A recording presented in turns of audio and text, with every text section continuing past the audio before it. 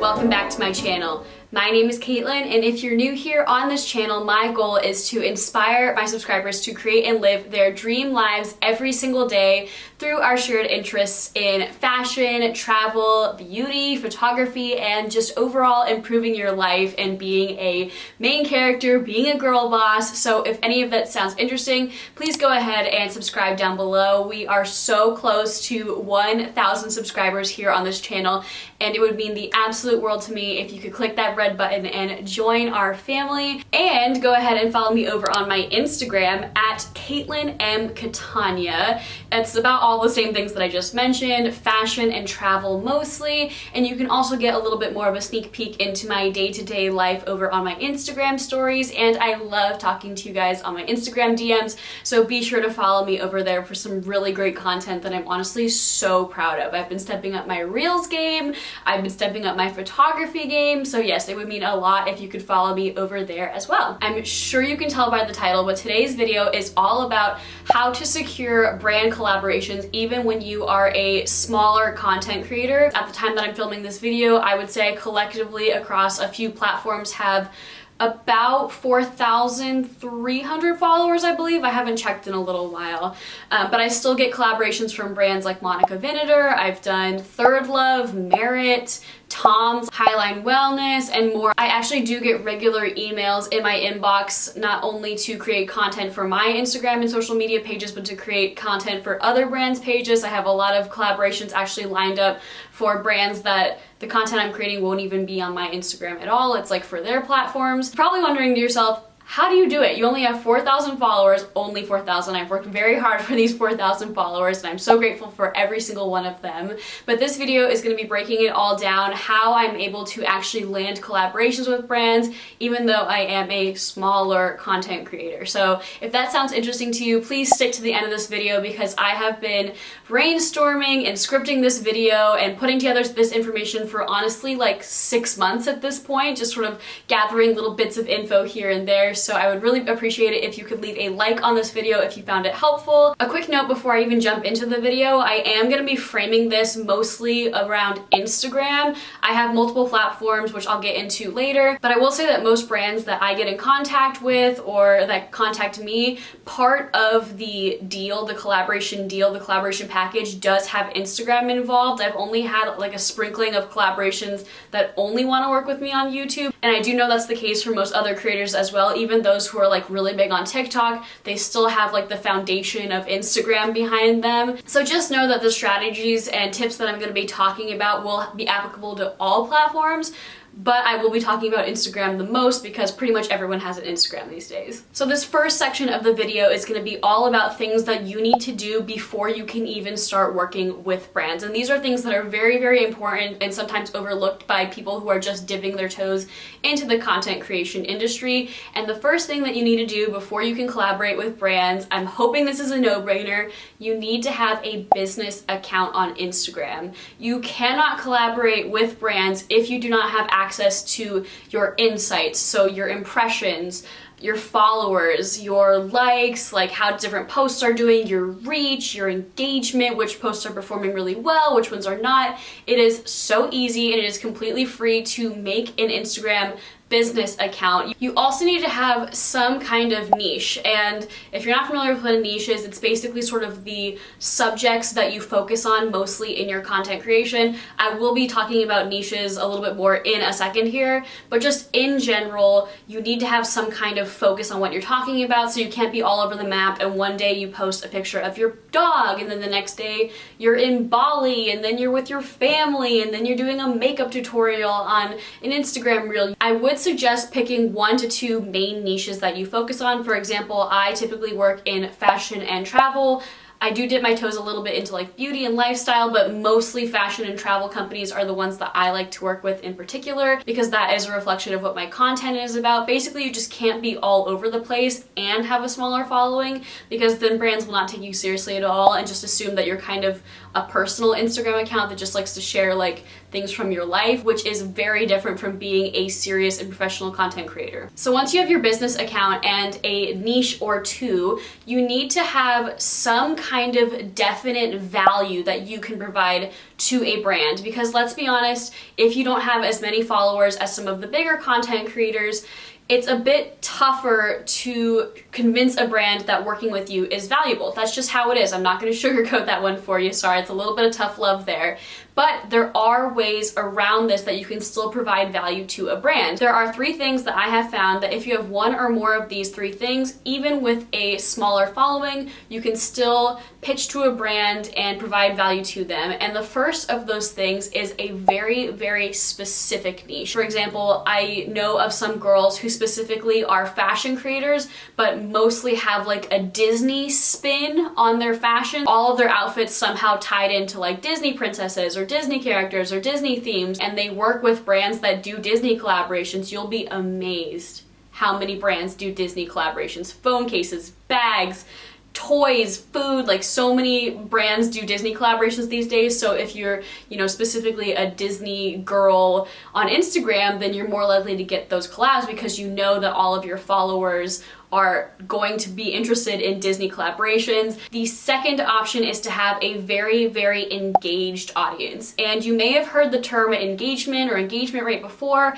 Basically what that means is the percentage of people that actually interact with your posts out of the amount of followers that you have. So a higher engagement rate is extremely valuable to brands. I'll get into this later, but a lot of brands on their own accounts don't have very, very high engagement rates. Because if you think about it, if you follow any brands on Instagram, how likely are you really to like double tap or comment on a post of theirs? Most people just kind of follow the brands to like see what's up and what's coming from the brands. They don't really interact. Like if you have 1,000 followers and you're consistently getting 200 likes and comments on every single post or more, that means that you have a 20% engagement rate, which is extremely high. That means your audience is very, very focused on your every move. They're more likely to take all of your recommendations very seriously. A brand that works with you is way more likely to get a very high return on investment from working with you, whether that means that the brand's page gets more followers or they actually get purchases from your audience. So that's the second way that you can do it. The third way that you can provide value to a brand if you have a smaller following is if you are really, really skilled at photography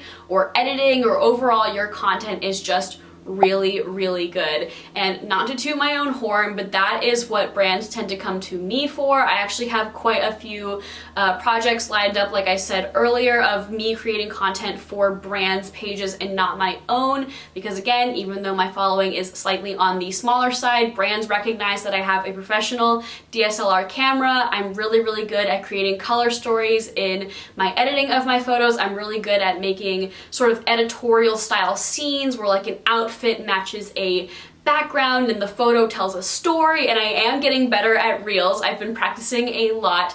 Another thing that will help you secure collaborations with brands is you need to be confident in yourself. I'm not kidding. I know it sounds cheesy, but you seriously need to believe in your message. You need to believe in the value that you're able to provide brands. You honestly need to be your biggest hype person ever, because it'll come out in an email pitch if you're not super confident in yourself. Because if we're being honest, the smaller following is slightly less attractive to brands that would want to work with you. So you really need to sell yourself. That sounds weird, but sell yourself in an email pitch, in a DM pitch, and just really put all of your energy into convincing a brand as to how you can provide value for them. And it's kind of hard to do that if you don't truly feel inside that your content is great or your audience is engaged or you have some kind of value to provide to a brand. So really, really believe in your message and just know that you have value to provide. And honestly, you should already feel confident if you have those results or those things that are valuable to a brand despite a smaller following. Another thing that will help is if you actually have good interaction on the platform and with your followers. That does help to boost your engagement rate if you're responding to every comment and you're commenting on all of your posts in your feed, and overall that's just a good Instagram practice anyway.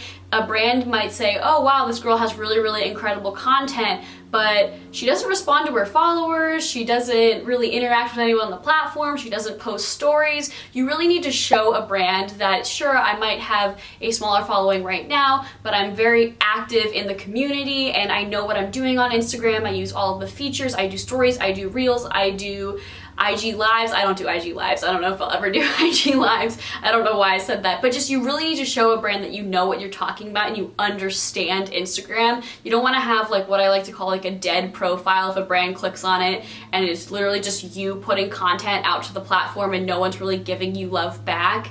So really make sure that you're interacting with people on the platform and being an active member of the Instagram community. I would also say you need to have a professional looking profile.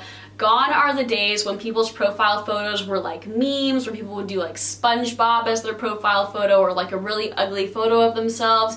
It's really hard to present yourself to a brand and say, hey, work with me, I'm really good at this, and they tap on your profile and in your description of your bio it's like the heart emoji and like the date of when you started dating your husband or your partner or whatever. You need to have a professional photo, you need to keep the bio professional, your Instagram bio, just say what you do, keep it very simple. You need to have an email button, which is very easy to set up. It makes it very easy for brands to click on your profile and contact you for collaborations.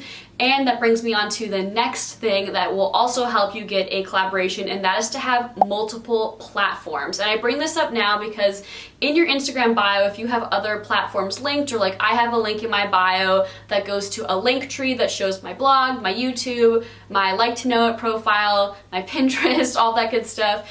If you have a small following on just one platform and that's it is very hard for brands to want to work with you, because oftentimes brands like to sort of package collaborations and do them on multiple platforms. And also it does add value to a collaboration with a brand if you can show them, hey, yeah, Instagram posts that I do with you don't have very much longevity, because Instagram posts don't have a lot of longevity. They have about a 24-hour shelf life unless they are a reel.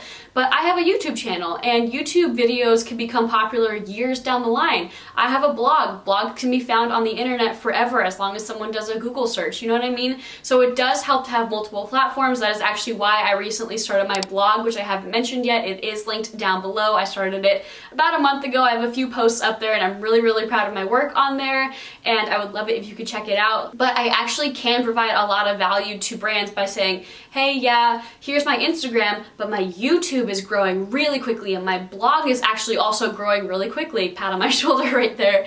I also have a Pinterest, so I can pin photos from the blog article. It's just really nice to show a brand that you're not just someone with a little Instagram following and that you have a lot more platforms. It makes you look a lot more professional, trust me. So now that all the background work is done, you are ready to move on to the next step, and that is actually making a list of the brands that you want to work with. And I'm looking you in the eyes and I'm saying to you, please understand this. You need to work with brands that you genuinely have a connection with. Don't just put random brands on the list because you see that, oh, well, this girl worked with the brand, so I'll just put them on here. It needs to be a brand that you've either purchased from before, which, believe it or not, you might think, oh, you know, maybe I'm a college student or I'm someone who's on a budget. I haven't bought that much stuff from brands. Open your makeup cabinet, open up your skincare cabinet, shuffle through your closet, look at your shoes and your bags. You'll be surprised how many brands you actually have a connection with. I was able to come up with like 100 to 200 brands when I was doing this process myself a few months ago. Also think about brands that you really believe in the message, even if you've never bought from them before, like maybe they give back or they're sustainable, or maybe they believe in body positivity and like size inclusivity, or their campaigns are really racially diverse, or whatever the case may be. It needs to be a brand that you either have a personal connection with, you really believe in, or that like perfectly matches the brand and aesthetic that you have in your content. But those are kind of the three main reasons why you would have a connection with the brand. And trust me, when it comes to sitting down and writing a pitch for a brand that you don't have any of those things with, no personal connection, you've never bought from them, they don't have a message that you really believe in, any of that stuff, it's really hard to create a convincing email pitch that like you really want to work with them and you know the brand. So trust me, don't even waste your time. My list is actually an Excel spreadsheet because it helps me with the next thing that you should do is keep track of your brand collaborations. And I know I might be getting a little bit ahead of myself here because I haven't even talked about actually pitching yourself to brands, but I didn't want to have to circle back to this later. So when you are making your list of brands, do it on an Excel spreadsheet or a Google spreadsheet, a Google Sheet. Have some kind of place where you can put, for example, the name of the brand, maybe the date that you reached out to them, if you reached out to them, was it a yes or no, maybe if there's like a certain time of month that you would prefer to reach out to them, like for Christmas or summer or whatever the case may be. Maybe some additional notes on if you've worked with them before. Your sort of spreadsheet will have to be individual to you and what you find important, but you just really, really need something like that to keep track of your collaborations and when you've reached out to people. Because if you're reaching out to brands consistently, even if it's like 10 brands in a week, maybe you're hearing back from 5 of them, and all of the collaboration emails are adding up. Because when you do collaboration emails, it's not just, do you want to work with me? Okay, it's like, yes. What do you offer? Here's the rate. Here's what we want to do. It's like a lot of back and forth. And so you really don't want to lose track of who you've reached out to and who you haven't, because follow-up is really, really important. I'll talk about that more towards the end of this video, so stay tuned. But trust me, you need to have more than just a list. It kind of needs to be a bit of a table or some kind of way of keeping track of everything rather than just a list of who you want to work with. Some additional things that will help you is that you really should be following all of these brands on Instagram.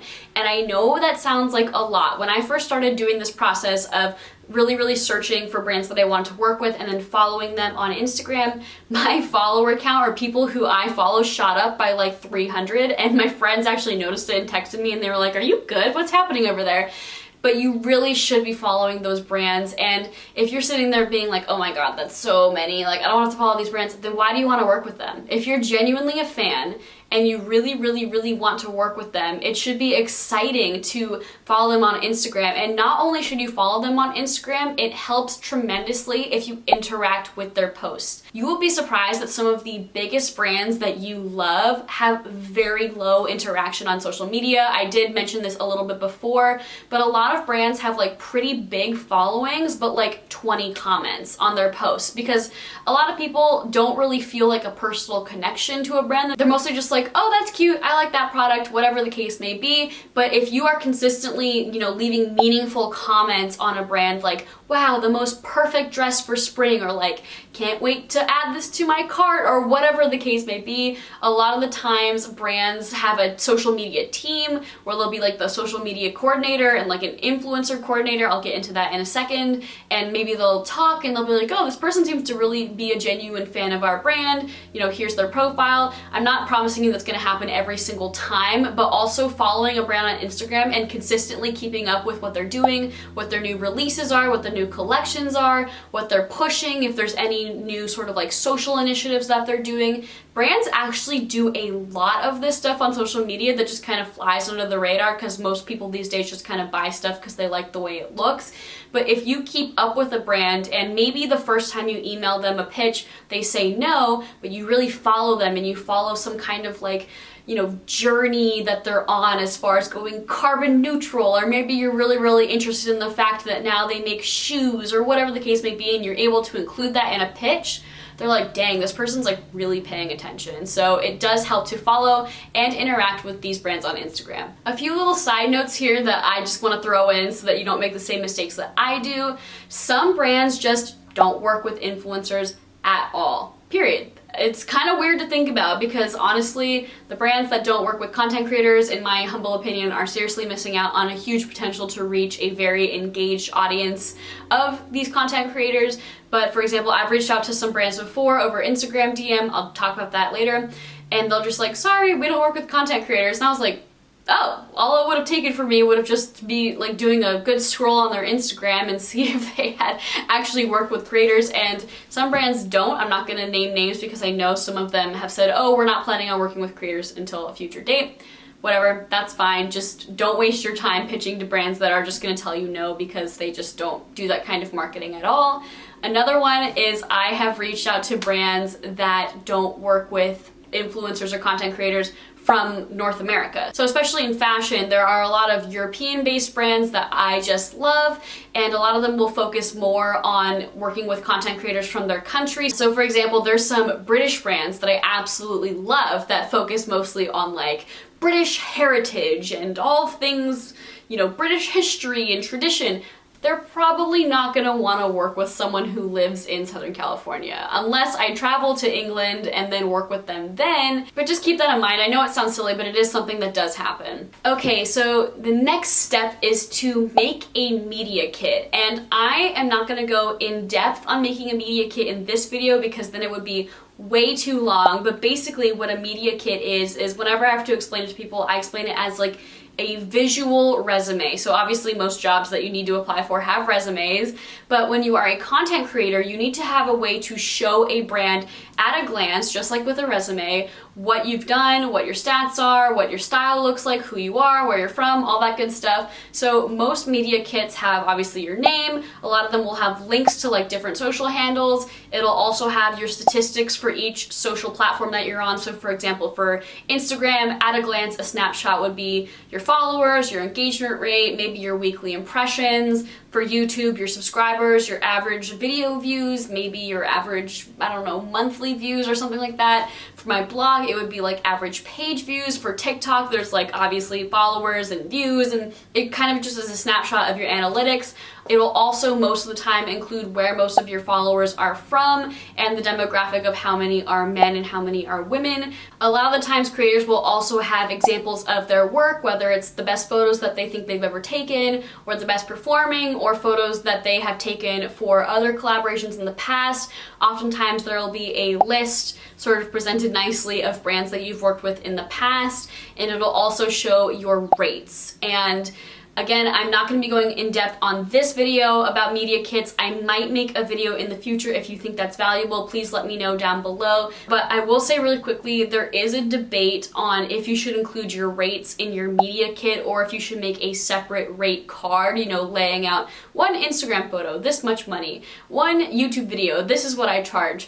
I am a believer in putting my rates on my media kit, and that's only because from my experience when it comes to working with brands, sometimes your emails will get passed from person to person. I've been contacted by one person who I thought was the PR person, but then they forwarded my rates to someone else, and then it got forwarded to someone else, and then it got brought back to the PR person, and sometimes attachments will get lost and you'll get asked multiple times to resend something or whatever the case may be. And I know that companies deal with a lot of content creators these days, like most companies kind of have their pick of who they want to work with as far as content creators.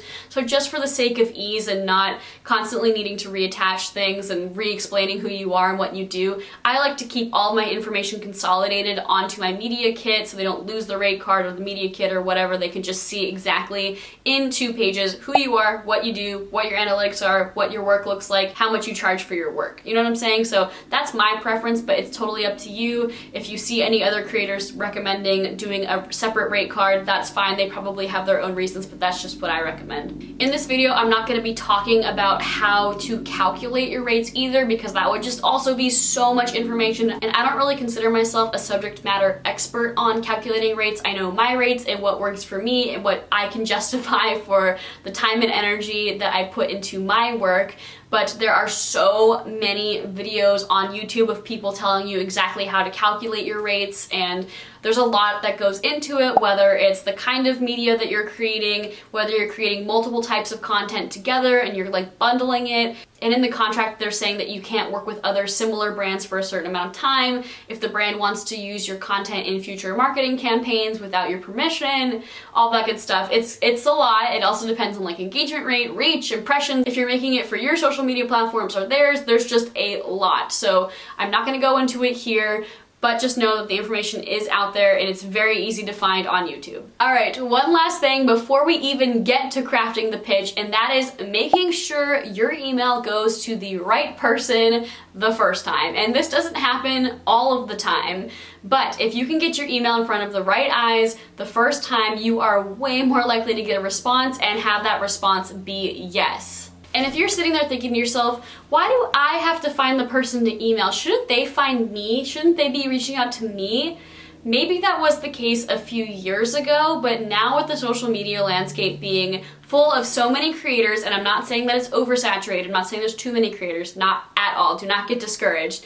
But brands really do have their pick of content creators this day. If there's a brand that has a social media presence, at least 10,000 followers, I can assure you that they have influencers and content creators in their DMs and in their emails trying to work with them. I promise you. There's just so many creators on these platforms that there's no way that a brand will just find you. I promise you, brands do not have the time to just randomly scroll the explore page until they find you. That's just not gonna happen. So you need to be pitching to brands yourself. I follow creators that have hundreds of thousands of followers that have talked about pitching themselves to brands. It's not just because you have a smaller following, it's just the way things are, okay? Here's how I pretty much guarantee that I am getting my email to the right person. I know a lot of people like to do their full pitch in an Instagram DM. I do not believe in using Instagram DMs for pitches because honestly, most social media teams that work for companies these days have a separate person that runs the social media accounts and a separate person that manages the content creators that they work with. They are two definitely distinct jobs. Trust me, I studied fashion marketing and fashion social media marketing in college. Most of the time these days, it's not the same person, even with smaller companies, because influencer marketing is growing so much every single year. Honestly, one person probably just would not have the time to manage both. So in my opinion, you are completely wasting your time if you are Instagram DMing pitches to people. But what I do use Instagram DMs for is to get the right email. And typically in my Instagram DMs, I will say something along these lines. I'll say, hi, insert name of brand here, team. I'm reaching out to ask, do you have a good email that I can reach out to for PR and collab inquiries? Thank you so much, XX Caitlin. Like, it's very, very straightforward. This is the only time that I'll say maybe it's okay to copy and paste the same message that you send to multiple brands because you are not copying and pasting your pitch. I will get into that when we get into pitches.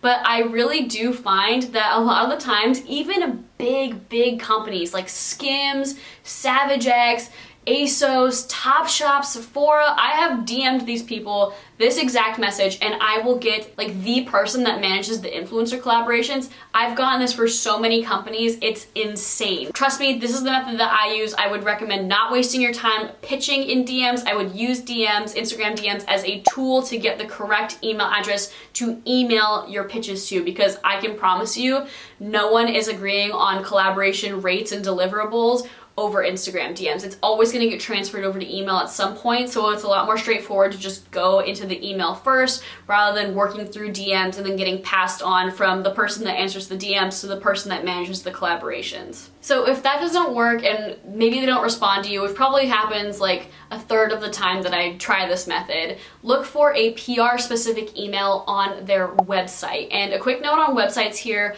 a lot of brands these days that are more social media savvy, if you go onto their website, sometimes if you scroll down to the bottom, they'll actually have a little area where you can click if you're interested in collaborating with the brand. That's like maybe 1 in every 10 to 20 brands. So I'm not gonna tell you that it's super common. Don't expect to find it. It is really nice when you find it. It'll typically just be a little questionnaire where you put in like your handles and your followings and what you do and all that stuff. And then that information will get passed off to the person that does the influencer collaborations, and then they'll email you back. I have done that multiple times, and every single time that I've done that, I've gotten a response, whether it's yes or no, if they want to work with me or not. So don't think that when you put your information into one of those forms, it's just never going to get looked at ever again. That's not the case. It will get looked at. So if you don't get the email over Instagram DM, there's no form online.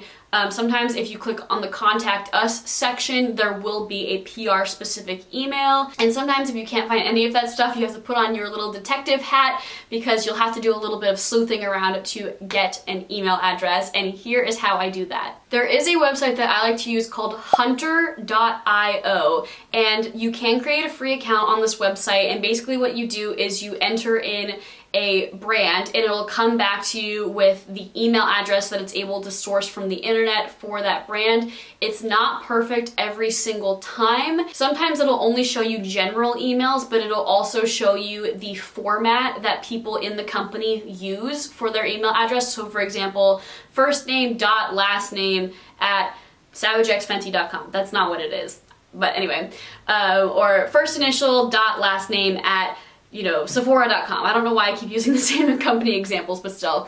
And then this is where things get kind of sneaky. You can go onto LinkedIn and find PR for Topshop. And then you'll see, oh, Alyssa Gonzalez is the PR girl for Topshop. But then from hunter.io, you can see, oh, most people in this company format their name first initial dot last name at topshop.com. So it would be a.gomez at topshop.com.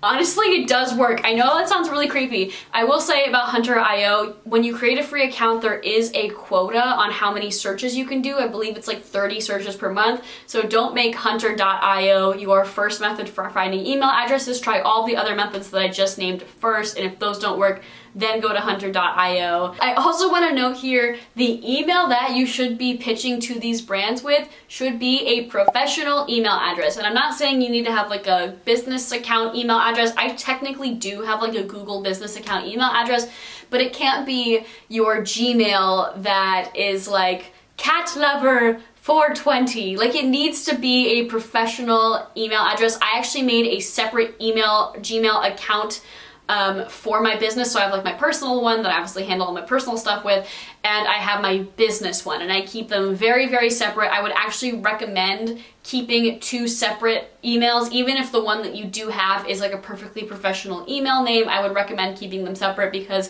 trust me, you don't want to be dodging like your order has shipped with like, do you want to collab with us, to like, hey, like it's time for a dentist appointment, and like, hey, this is what, you know, we're gonna pay you for a collab. You don't want to see that in your inbox. So trust me, just make a separate email. All right, now we are on to making your pitch that you're going to send to brands. And this section of the video is actually gonna be pretty short because I'm not gonna get too into detail as to what exactly you should say, because I am a strong believer that everyone's pitch needs to be from your own voice. I can't write a pitch for you that you just insert your own information into. It really needs to come from you. Before I get into the specifics of what I actually put in the pitch, I wanna circle back again to value, the value that you are providing to the brand. Something I talked about at the beginning of this video.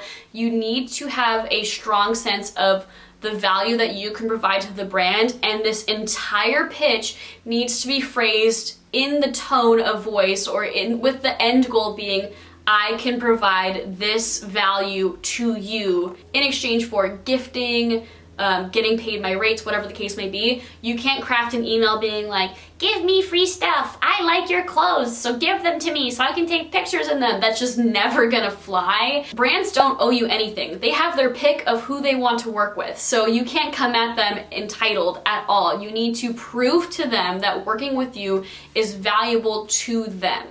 Okay, let's get that straight before we get into it. Okay, so I do have my pitch here, but it's actually not like a copy and paste pitch. It's just a bunch of bullet points of types of things that I can include in the email, because I want to emphasize again, every single email that I send to every single brand is individual. Even I do not have a formula that's like, I like this, I want to do this, here's what I charge. You cannot do that. You must make every pitch specific to the brand. That is something that I do want to note. You cannot copy and paste pitches and just change the company name, change the product you want to promote, and change the deliverables that you're going to create for this brand. It is very easy for companies to sniff out a pitch that seems very, very generic and not at all tailored to wanting to work with that brand specifically. And again, brands can work with whoever they want, so as soon as they start reading an email that seems very, very not personalized, they're just going to delete it and not want to work with you. All right, here we go. I am going to use Sephora as an example because I talk about them all the time on this channel, and it just helps to stick with one example.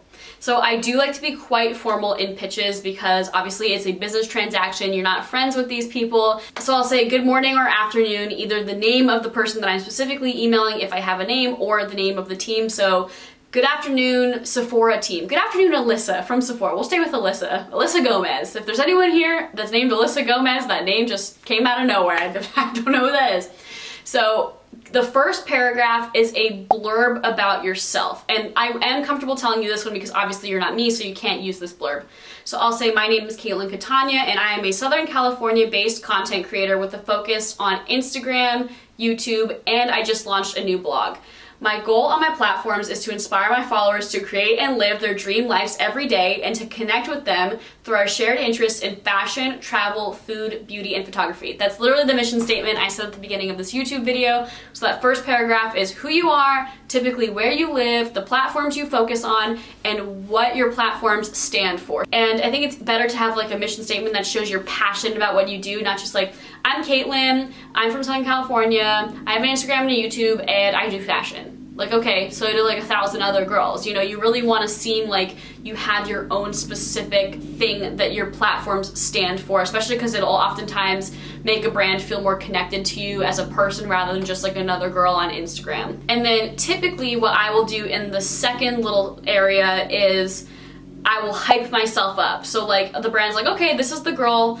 Now, what are some things that will get them hooked to want to work with you? So something that I will say is, I'll say like, I've recently collaborated with brands X, Y, and Z. Like if you already have a few collaborations under your belt with brands that you're like really, really proud of, or maybe brands that are very similar to them. Like when I have pitched to jewelry companies, for example, I will mention other jewelry companies that I've worked with before. So they're like, oh, okay, this girl's worked with like our direct competitors, so she must have like some kind of value. Or you can use this time to hype up the quality of your content, hype up one of those values we talked about in the beginning, like, you know, I'm really, really skilled with a, you know, camera and I'm really proficient at editing, like here's some examples of my photos, or the examples of the photos will be in the media kit that you attach to this email. Or, you know, my engagement rate is 20%, or I get 50,000 weekly impressions, or my last few reels have blown up, or whatever it is. You need to have something that will hook a brand in and want them to continue to read the email rather than just saying, I make stuff about fashion. You know, there needs to be a reason for them to want to be like, okay, let's see what she has to say. And you will have something like that to put into your email if you've already done all the steps before and you already know what your defined value is that you can provide to a brand. So yeah, I have here, be your biggest hype girl ever, accomplishments, statistics, analytics, previous partnerships. Another thing to put into this paragraph here, and this is very important, this is just as important as the values that you can provide to the brand. In this paragraph is where I will put my connection with the brand. So first paragraph is who I am, second paragraph is my hype section where I hype myself up, and then in that same paragraph I'll be like, I have been a customer of Sephora since I was 15. The only store that I would visit on Black Friday every single year in high school would be Sephora. Mom, I know you're watching this video. I know you know what I'm talking about. This is literally true. Or like, I have talked about Sephora multiple times on my YouTube channel, which I have. I have been purchasing since I was X, Y, and Z, or I really, really like this product, or this is the only product that I use, like this is the only face moisturizer that I use, or I only buy my beauty products from you. That's all true for me and Sephora. So Sephora, if you happen to be watching this, hit me up. I'd love to work with you. Or maybe it's jeans, like your jeans are the only jeans that I've ever found that fit someone that is, you know, 5 feet tall, or like, you know, whatever it is. So you need to have your personal connection with the brand, or again, if you don't have the personal connection, here is where you put, I really, really believe in your mission to make every woman feel beautiful, or I love that you give back to the community, or whatever it is. So it's who you are and what you do and where you live. Here's the value you can provide. Here's why I love your company so much. So now they're really like, oh my gosh, like, yeah, this girl, like, let's see what she has to say. Then the last part of the email, so it's kind of in 3 parts. The last paragraph in the email are your deliverables. And if you've never heard the term deliverables before, what deliverables are is they are the actual Instagram posts, the reels, the Instagram stories, the YouTube videos, the TikToks, the blog posts, whatever it is that you make. Here is where you need to do the actual pitch. This is the meat of the pitch. And for this section, I would highly recommend having specific ideas on what you want to do. It's not just like, I'd love to take some Instagram photos for you. Ha! Like, you need to be like, I know that you guys just launched shoes. I would love to do an Instagram reel showing 3 different pairs of your shoes at 3 different locations and styling them with outfits. Or like, hey, Mother's Day's coming up. I would love to do a YouTube video about treating my mom to like mother-daughter jewelry, and then we go out on a picnic date. Or like whatever the case may be. I know that was probably a very strange example, but if you are creatively minded and you're very passionate about this brand, you will have some kind of idea. And something else that I would recommend here is having multiple ideas, at least 2, sometimes 3. More than that gets a little bit overwhelming, but maybe you can put like a few bullet points, like I would love to either do an Instagram post and a stories, or this specific reel and this Instagram post, or this reel, this Instagram post, and this YouTube video, or whatever you want to do. Presenting a brand with your own ideas makes their lives so much easier. It means that their social media team does not have to sit around and plan, you know, what they want their content to look like. You're literally handing to a brand on a silver platter, this is what I do. This is the value I can provide you. This is exactly what the reel that I want to make, or this is exactly the YouTube video that I want to make, and here's how much I charge for it. Yes or no? Like, it makes their job very, very easy. As someone who has interned and worked for fashion companies on the marketing teams, the sales teams, I've studied fashion and marketing in college. As I said before, I am now a social media content creator. I've had multiple meetings with PR teams before. It is so easy for them to just say, yeah, let's work together, instead of just being like, hey, I do fashion, can I post photos of your product? Like, it's just a world of difference, and it's just really, really easy for brands to, like I said, say yes to you. Then I will cap off the email with, for more information about myself and my social media platforms, I have attached my media kit. I look forward to hearing from you soon, Caitlin. And in your signature, I would recommend putting hyperlinks to your different platforms. So I have a link to my Instagram, I have a link to my YouTube, and a link to my blog. So if they read all of that and they're just like, cool, OMG, they can just click on the link and then see your stuff right away, your platforms right away. All right, so you've sent the pitch. Trust me, we're in the home stretch here, guys. Once you've sent your pitch, no matter how incredible it is, and I'm sure it is if you followed all the guidelines that I just gave you, you need to follow up if you have not heard back. As someone who has worked before in the corporate world, people get so many emails, whether it's just like, did you leave your sweater in the break room? Or, you know, random just junk of stuff. Oftentimes, especially if it's like a Friday when people are like checked out for the work week, or a Monday when people are trying to handle all the stuff that they need to catch up on from the weekend or from last week, your pitch will kind of be lost in emails. And I've heard so many stories of content creators of all shapes and sizes, because I do follow a lot of content creators that are very open about, you know, how they pitch to brands, how they work with brands, like the back end of the industry, from hundreds of thousands of followers and up and down, that have said, yeah, I didn't get the collaboration on the first email, I got it on the second email or the third email because I followed up, and every time that I followed up, I added more value. So if you send this amazing email, and this is a mistake that I made, I sent out so many amazing emails in the beginning, and I was like, oh my gosh, like I'm really just giving these brands everything they could ever want. No response. And I was devastated a lot in the beginning, and that was until I realized, and I heard from multiple content creators, that oftentimes you secure the deal in the follow-up emails, because otherwise you'll just kind of get forgotten, because people have a lot on their minds, especially the people that are navigating the social media world on behalf of a company. These PR teams, they're having to deal with Instagram updates, influencers, managing the platforms, like keeping up with trends, you know, shooting the content and getting it approved, and they have a lot of hurdles that they need to jump through. Trust me, opposed to a single content creator who's a team of just one person. Hello, that's me. And so sometimes your stuff will get lost. Following up with your pitches is honestly an integral part of making the pitches and trying to get collaborations with brands. And a lot of the reasons why sometimes people won't respond is because, like I said before, you have to consider the timing. I would recommend making your sort of pitches or pitch day on your calendar if you do have a weekly schedule, somewhere between a Tuesday and a Thursday. Mine typically is on a Tuesday or a Wednesday because it's just early enough in the week that people aren't exhausted yet, but it's not late in the week to the point where people are like, I'll answer that email next week, and then they just forget about it. I would recommend following up twice. If you follow up more than twice, then you just look like crazy and desperate, which then a brand will like blacklist you and never want to work with you ever. I don't know if that's true or not. That's what I would do if I kept getting emails from someone that I was just like, no, dude, chill. And I would recommend following up less than a week apart. So that was a mistake that I made in the beginning too. I was focusing too much on just pitching, and not following up Or if I did follow up, I'd follow up like a week and a half later, and by that point they're like, oh, we already moved on to someone else. We already took up some other Instagram creators, you know, email pitch or whatever. So follow up probably 3 to 5 days apart from each other. I try to follow up at a minimum every single week, like every day that I do my pitches, my pitch day that I have in my calendar.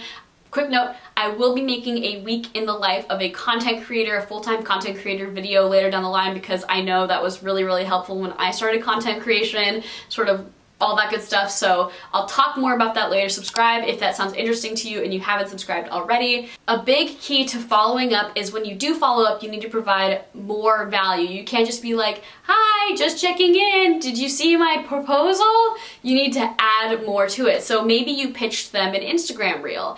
And since you pitched them that reel, like a few days later, a different reel that you did has done really well. So you could like provide a link to that reel and be like, you know, this reel that I just did is doing really, really well. I just wanted to follow up again. Do you still want to make a reel with me?